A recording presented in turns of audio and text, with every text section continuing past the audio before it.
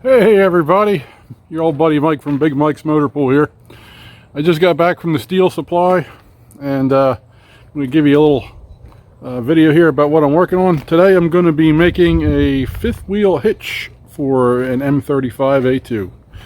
So I'll show you what we got going on here. So me and the wife, we got a camper. Mainly she does. I don't really like the camper. It's not my thing, but anyway, it's a pretty big one. The thing's about 42 foot long, and I've been dragging it around with this old Ford, which has a gooseneck ball in the back, and we use this adapter. And this thing is it's an old plow truck, and it's seen better days. See this junker? I paid $100 for it. And you can see the frame is a tad bit rusty. The hitch was welded on, and who knows if it's ready to fall off. But the last time we were moving it, started getting the vibration, and right there in the center, that's what's left of a carrier bearing. The entire outer casing rotted off, and this thing started flinging around under the truck. So, like the maniac I am, I pulled over, snatched a toolkit out of the camper, and ripped the drive shaft out of the truck and locked them in. Actually, they're still locked in, and just drove this roach home with a $60,000 camper stuck to it in front wheel drive like an idiot. You drove me so hard, they drove me so stupid! And you know, this truck, it's been a great truck. I've had this since like 2003, but it's really time to retire it from the fleet of haulers as the rust is starting to overcome it. I could probably fix it up, I may, but for now it's going to be on light duty. And I don't feel like buying another pickup truck. The problem with pickup trucks is they all break. So we're going to hook it up and haul it with this. I don't know if you can imagine how I'm going to be doing this, but the bed's coming off. If the hardware cooperates, these beds come off in about 10 minutes, as long as you don't have to mess with the mud flaps, and I don't. I got a machine to pick it up, and I got stands to set it on. So I'm making a quick change hitch that can go from bed to hitch in about an hour. And we got the parts truck set up over here. I've been reluctant to finally get rid of this thing mainly because of this project. So I got some lengths of 1/2-inch steel here, 10 footers, and nice piece of plate.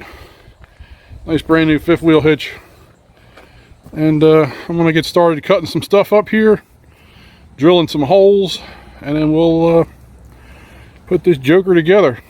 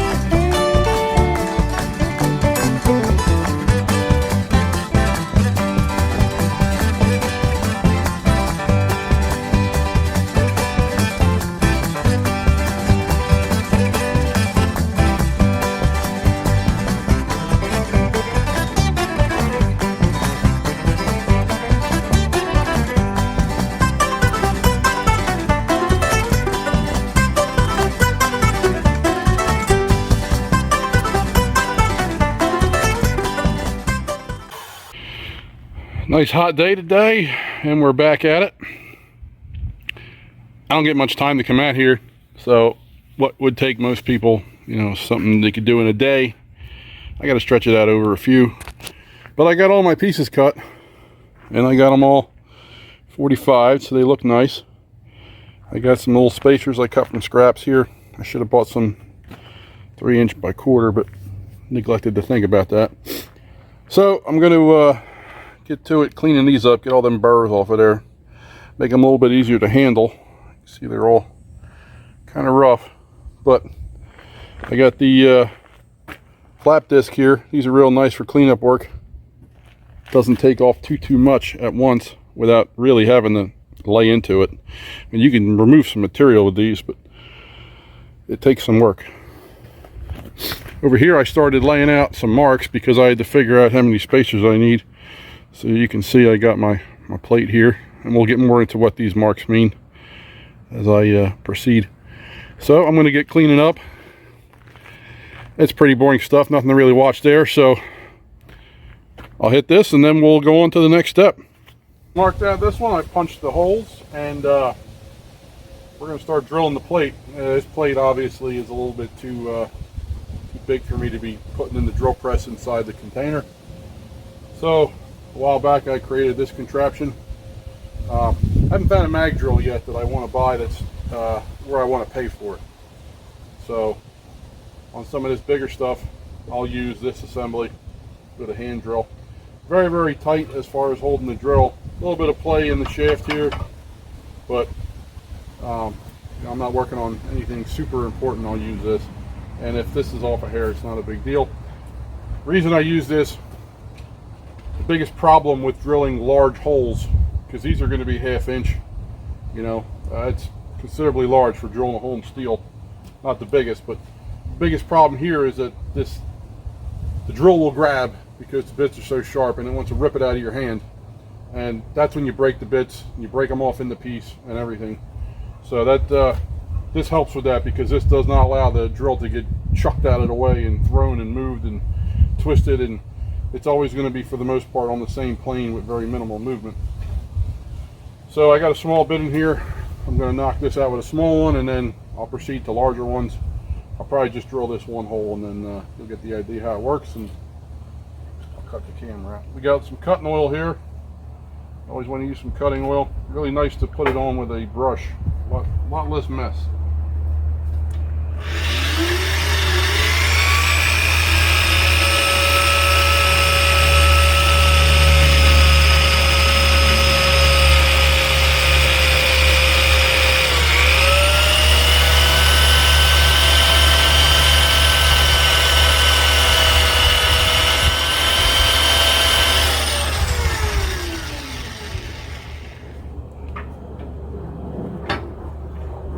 Nice and oiled up.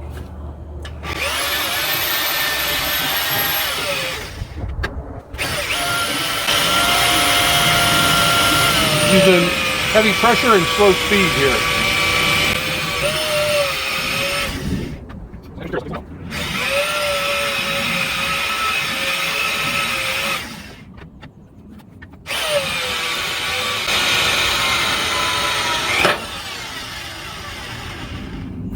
There we have it.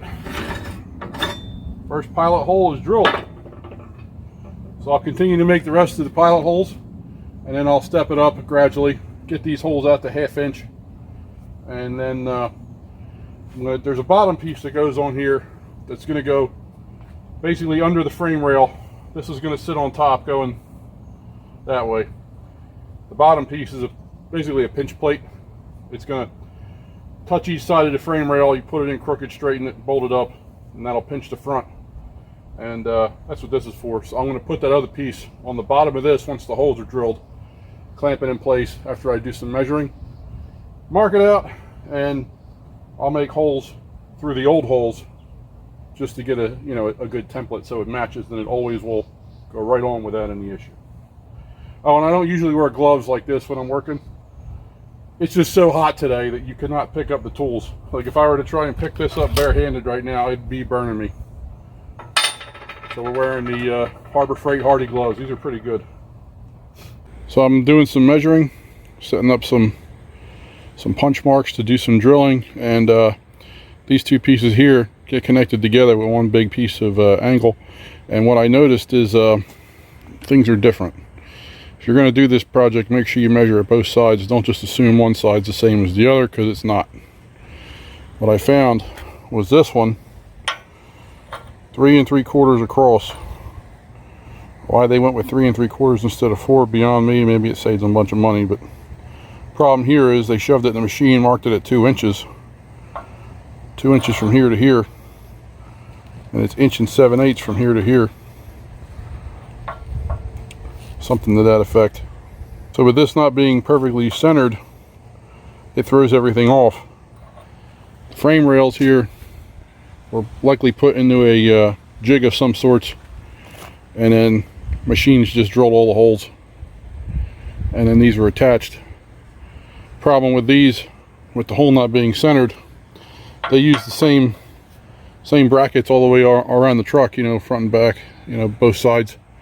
Well, that side, essentially, being that it's the same one as this, it's not centered, is spun around backwards. So now instead of having on that side your 2-inch side being here, on this side that would be the 1 7/8. Now this probably isn't a big deal with the bed because the beds probably are crooked too, but also on the beds on here, if you were to look from the side when it's on the truck, the bed, it comes up and goes over before it angles upwards. There's a space here, probably 3/8 inch, so that little bit of space gives them room to make sure the bolts are going to fit. They can send them in crooked if they have to. So that's one thing I just found out about this. Luckily I didn't drill any holes, so I have no problems. Alright, we're back at it. Yesterday I finished up all the holes. I got these nice big mount holes done. I think they were 37/64 I ended up making them.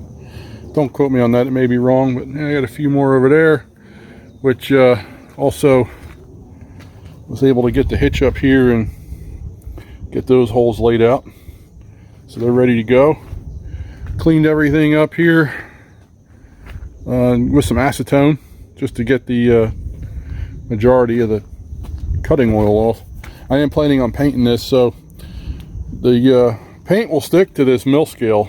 You know, it's kind of rough, not the best looking finish, but on industrial type stuff it's, you know, not that big of a deal.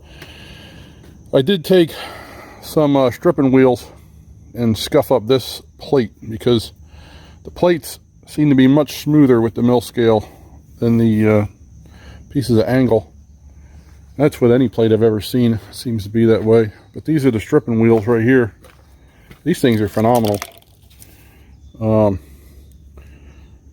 If you have like say a car door you're stripping, these things will take the paint off of that door. You'll have the whole entire door skin stripped out in about 10 minutes, maybe not even that long, depending on how big the door is.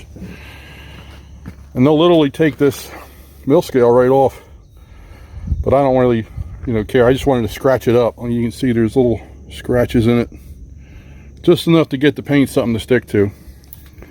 So I got this first piece. This is a support bracket to keep the plate from bending. It's going to be on the bottom of the main plate, so that's what you're looking at right now is the bottom. And I'm only going to stitch weld this. I got it all clamped down, ready to roll. Going to go all the way around the back and the front, 3 inches, and then I got 6 inches in the middle. So we're going to get all set up here with the welder. Got my trusty Miller 252 sitting out here, and we'll get some welding done. After I weld this, then I'm going to flip the plate, position it where it's supposed to go in the frame, bolt down my side rails, and then weld the plate right to the side rails. So I'm just about ready to get started. You may see me stop periodically. It's kind of windy today, so if the wind interferes, I'm going to have to stop. Like right now, it's blowing decent, but yeah, let's see what we can do.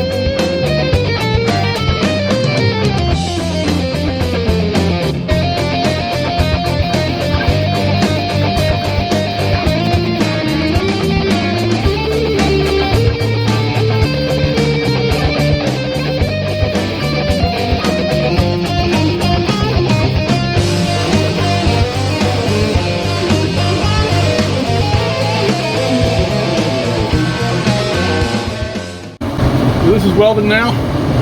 It's starting to rain a little bit. I'm going to probably throw a tarp over this welder just so hopefully this passes. But I got a little bit of wind interruption, but it's not too bad. Nothing I can't live with. Not the prettiest welder in the world, but the stuff I weld doesn't break, so that's all that really matters. So now I'm going to have to flip this, and we'll get it in position on the frame and start attaching our side rails. Every time I get started, it starts to rain harder. And we're just waiting this rain out. I don't mind getting a little bit of a drizzle on me, but it gets to a point where things interfere. So we just got to play the waiting game. The rain has slowed up slightly. Still coming down, but tolerable. You can see I have tacked on the spacers to the front support slash mounting bar. Now I'm not welding these all the way. They're only welded on just so that I don't have to worry about trying to get them in place underneath the truck while I'm trying to hold that piece of steel up. That's not a very big piece, but that thing is heavy. I bet you that weighs 30 pounds. That half-inch stuff is no joke. But you'll notice on that bar, I don't know how far off it is, but we'll say 4 inches, just to get an idea how far away the end hole is from the end of the bar and how far away the hole is here from the frame rail. So what you're going to see is this bar goes underneath of here and attaches underneath that frame rail and underneath of this frame rail. So it essentially sandwiches the frame rail in place and will not allow the front of the plate to lift. The reason I did that is the last mount is right there.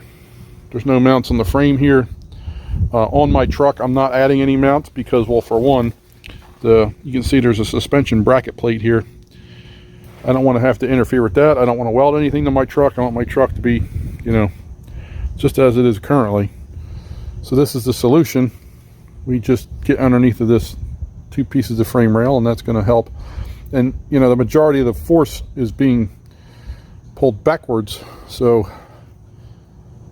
there's really no need for it at the rear, since this is going to be welded in place and it's sort of centered in that between the 2 mounts. So the frame rail was about 5/16 give or take, and I welded some 1/4 inch pieces on there.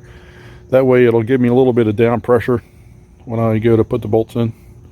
It'll definitely give it a nice, you know, good solid tight mount. It's funny, you know, I about maybe 2 hours ago went over this plate with the stripper wheel. You can already see how much it's rusting. Anywhere you see in this brownish looking rust was all shiny earlier. Oxidation is a magical process. So right now I'm going to attempt to put this support bar in place. So this might get a little funny. You watch the old fat man squirm. We only have a little bit of space here. It is more than 3 inches, which is the width of these pieces, which, yeah, I didn't go over the specs here when I started this. Everything that I'm building is at a 1/2 inch, aside from the spacers, they're 1/4. The plate's 1/2 inch. These are 1/2 inch by 3 inch, you know, angle irons. It's way overkill, I'll tell you that. The hitch is rated for 20,000, and you know, the camper's around 13. I mean, you might be able to pull more than 20,000 with this truck, but take it from me, I've had a, you know, triple axle stuck to the back of my deuce with another deuce on the back of it. You know, right there's around, that's probably 20,000, and it's a slow ride. So really, you don't need anything much bigger, but this 5th wheel plate it'll outlast your truck and out-haul it, I guess you could say. And the nice thing is this may end up even being able to mount on a commercial truck if you had to put it on something later. I believe the frame rails on the trucks are set at a standard width. But let's try to put this thing in. I got some bolts here to play with, and we're going to just put this in. I want to have everything sort of in place before I start really welding on this plate here. I'm going to put this in so it's like this as far as its orientation because I want to be able to get in there and put a clamp on it and hold it up while I try to put bolts in. This is going to be real fun.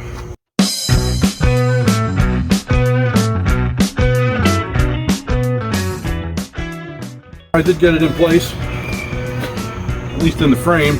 Now I got to fish it around. I don't know if you can see it here, but there's various lines and electrical wires. This has to go above.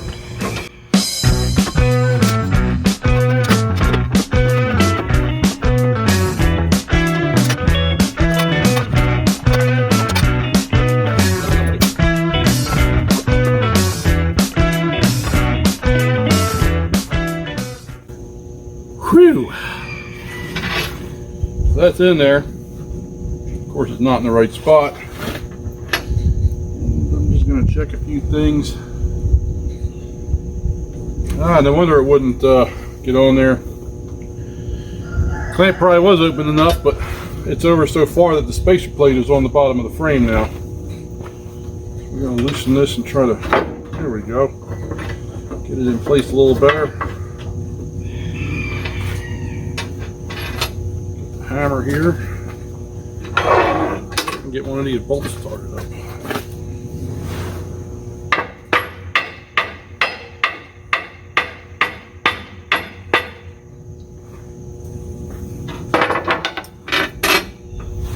There's one.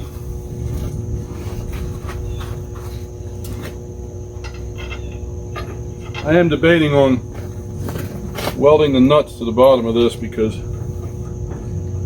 even with this 3.5 or whatever inch width this gap here is, a bit tricky to get your hands down there to put the nuts in place. Perfectly lined up on that one. That was nice. Always nice to win one every now and then.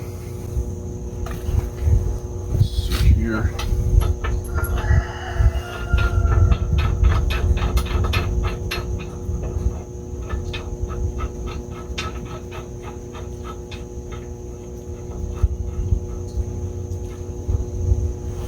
All right. Now to make this fit up real nice, when I did this, you'll remember I mentioned that I was going to put the bar on the bottom of this plate. What I did was got the thing in place on the plate where I wanted it, and I clamped it real nice and tight, and then I just used the drill and went in the holes with the same size drill as the hole. I put enough pressure in to make a little indent, and that indent was enough to be able to set me up for drilling and have me in all the right spots. And now everything fits like it's an identical clone of the first set of holes, because basically it is. Alright, now we'll clamp down the back here before I tighten those. I don't want anything moving or trying to tip this plate up at all. It probably wouldn't, but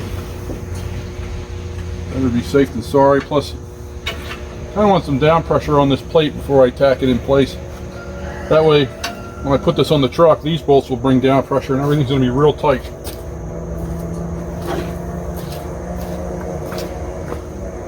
I don't want anything to move while it's going down the road.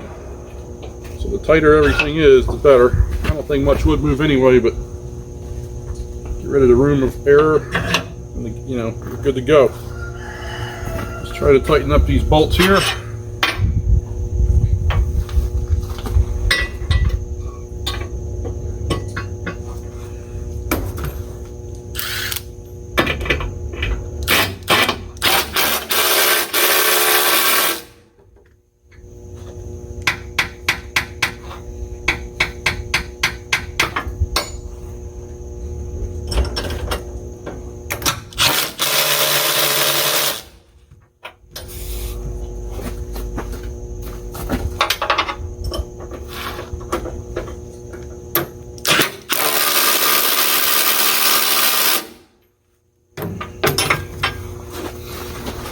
It's funny, I watched this plate just move as I brought this down. So now I'm thinking maybe I should loosen these and put clamps on each corner instead. That way they'll have some down pressure applied to it.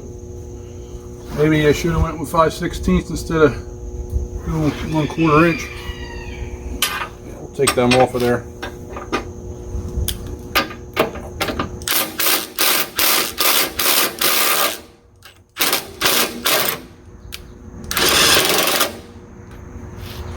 Just make them tight enough to where there's something there, but not to where it's depressing the plate.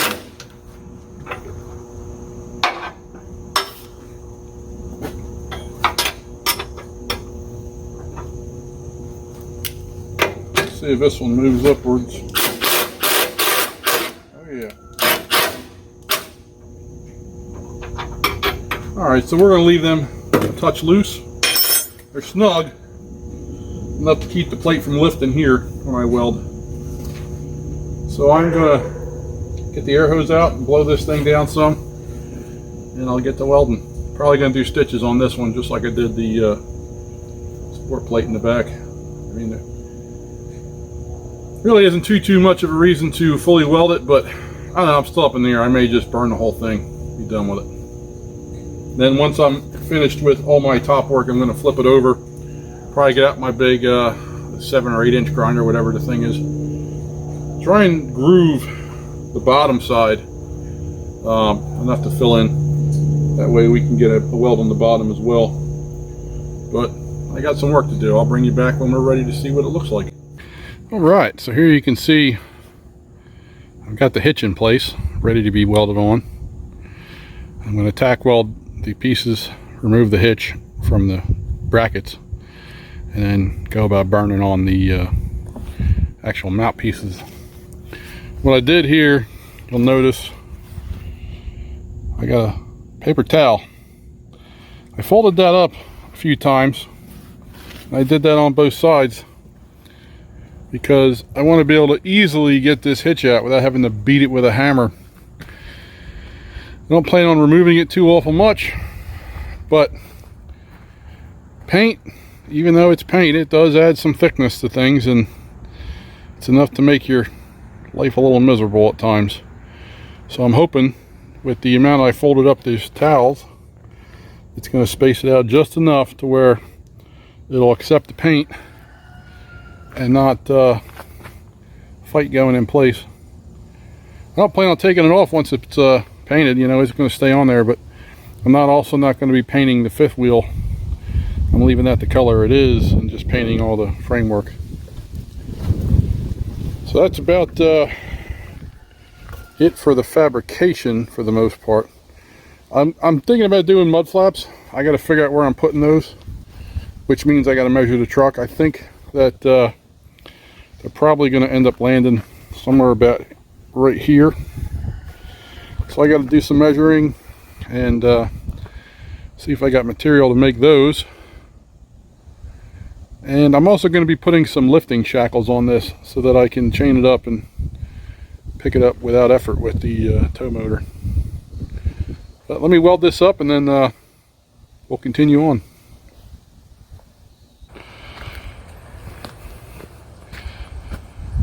Alright, so I got it all cleaned up. It's on the stands here.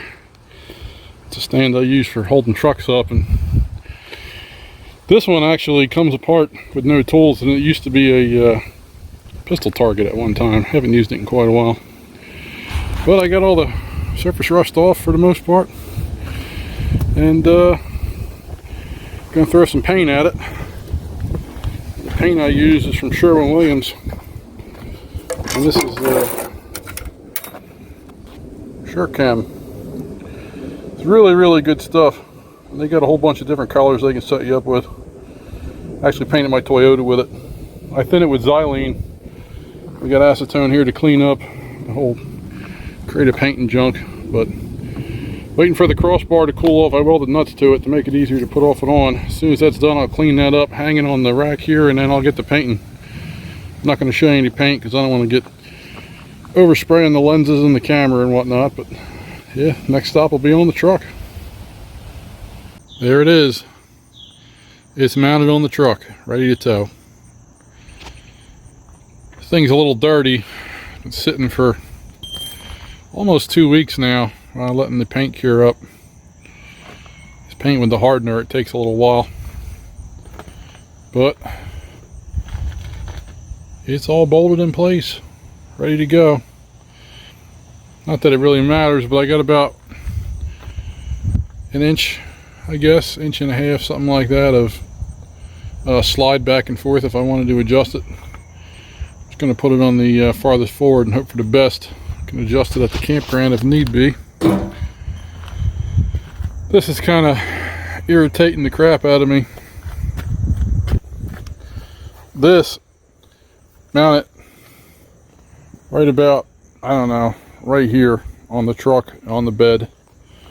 And there's a little ground wire that was also part of where it mounted. I'm not doing anything super extraordinary with the cable. This is only temporary, so it's not staying on the truck like that. But that's what I came up with. Not my proudest work, but it does the job. And you see back here we have 7-pin RV connector right there. And you might ask how this all works with a 24-volt truck. I do have a brake controller hooked up, and I just run LED lights to soak up 24 volt instead of having to worry about blowing out 12 volt units. But it's hooked up, and the brake controller, making that work, I run it off of a relay through the stoplight switch and hook it to one battery. Some folks will say it throws the batteries out of balance, but I don't use it enough to have an issue, I don't think. Been doing it for, oh man, 7 years now with this truck, and I haven't come in any problems. But we'll do maybe a video on that later. But for now, let's go tow this camper.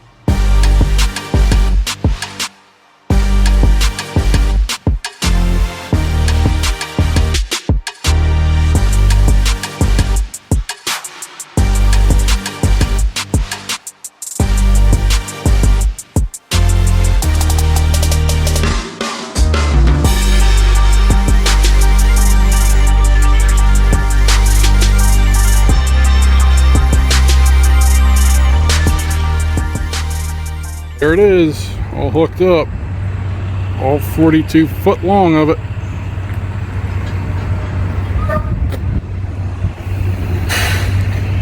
Other than being a little on the slow side, it tows very, very nice.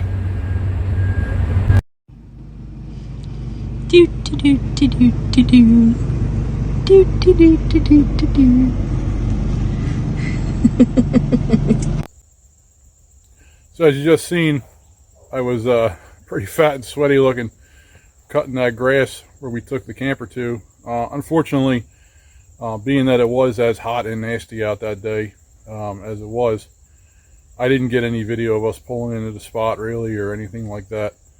And the reason I was cutting the grass there, it was not, that wasn't your typical campground, I'll put it to you this way. We go there on holiday weekends and beat the crap out of the trucks, and it's a private spot. I'm not going to tell you where it's at. Maybe I'll throw a little video clip in of what I did all weekend, but here's you can see down here in the corner a nice picture of my truck and what we were what it looks like on the trailer on the aftermath. But yeah, it's a top secret place, secret society, shadowy figures type thing, and if you don't know, you don't need to know. But anyway, my final thoughts here on this project. It worked out really nice, I'm not gonna lie. The downfall with this particular truck is it is underpowered, and I knew that from the beginning. The truck does fine. It's a little slow. But when I say it does fine running around this area. You know, we're over here, end of New Jersey, basically. We're near the coast. We're all sea level. Everything's flat. There's no hills. And it's slow to get moving, but I can roll 55 miles an hour, no problem. And, you know, if you're using this fifth wheel hitch to move your trailer around, whether it's a RV like this one, or if it's a horse trailer or some other kind of construction equipment on site, if you're not going far and you're not trying to go fast and you're not climbing hills, this is fine. Especially if you're off-road and you need to pull some weight, because this thing, you lock it in low range and, you know, engage the front end and it's going to pull it. The weight wasn't a problem. It felt really nice going down the road. Compared to my pickup truck, there was no anxiety. You know, every time I would get in that pickup, I was death grip on the wheel. It was wiggly and squirmy, kind of like you're just driving a wet blanket down the road, is a really good way to put it. And there was none of that. There was no feelings of, is today going to be the day this truck snaps in half and I kill somebody? Because nobody wants to do that. I mean, breaking the truck in half is bad enough, but I wouldn't live with myself if I killed someone because, you know, I was being a hammerhead, using equipment that shouldn't be used. You know, I push the limits on things, but I'm no dummy. You know, I know when to quit and I know when too much is too much. So we're going to be using this one for now, and it's going to work out for what I'm doing. We're not going to really try to travel until the kids are old enough to enjoy things and remember them. So I got a couple years to get my semi truck I want to get in order. You know, I got to find the right one, then I got to set it up for this and, you know, just make it mine basically. And I'm in no rush. But for now, the old M35A2 is king of the road, I guess. Slowest king you ever met, though. But so that's it. That's the end of my video here. I hope you enjoyed it. And on to the next project. I appreciate you guys watching. I thank you very much. And please be sure to like and subscribe. We'll have plenty more cool stuff in the future.